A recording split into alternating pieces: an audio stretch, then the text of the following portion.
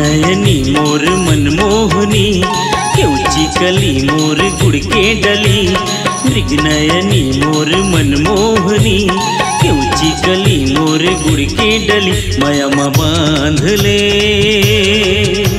सुरता सताए तो रात दिन। माया में बांध ले सुरता सताए तो रात दिन। दिल जोगिया मोरे मनमोहना, माया बंधागे तो रिच संगना। दिल जोगिया मोरे मनमोहना, माया बंधागे तो रिच संगना। तया घोरे रे सुरता सताए तो रात दिन। तया घोरे रे सुरता सताए तो रात दिन।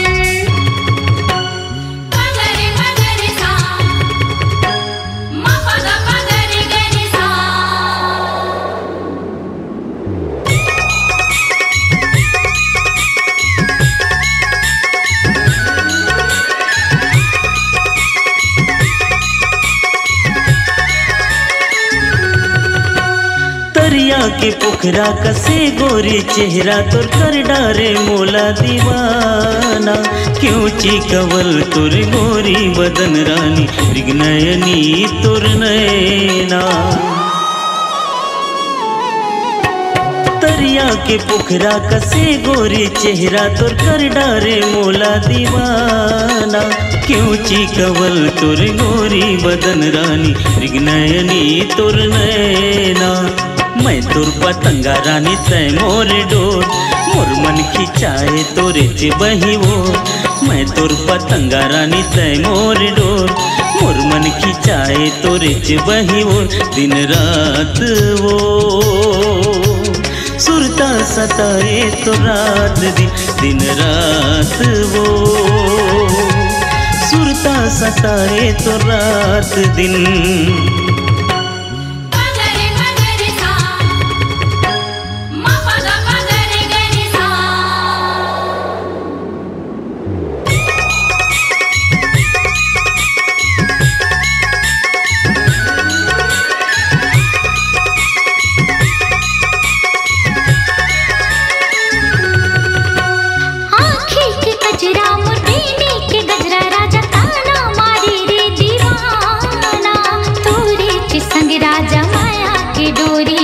बैरी है सारा जमाना। आँखी के गजरा मुर्देनी के गजरा, राजा ताना मारे रे दीवाना।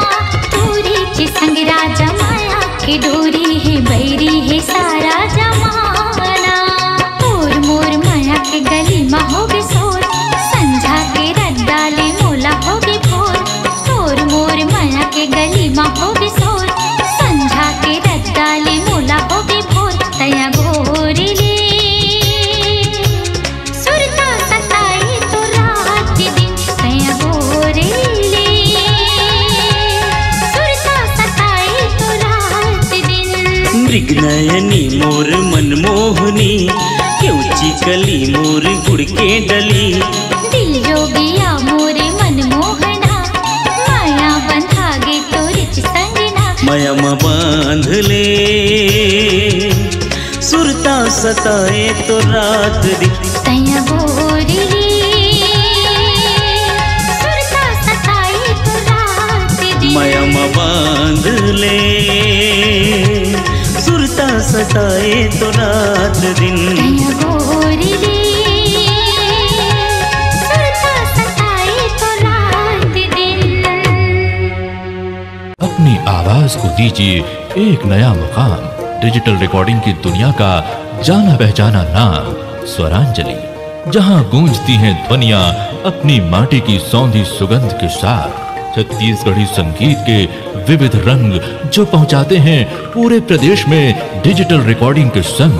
स्वरांजलि स्टूडियो, नेमीचंद गली नंबर 2, गंजपारा, रायपुर।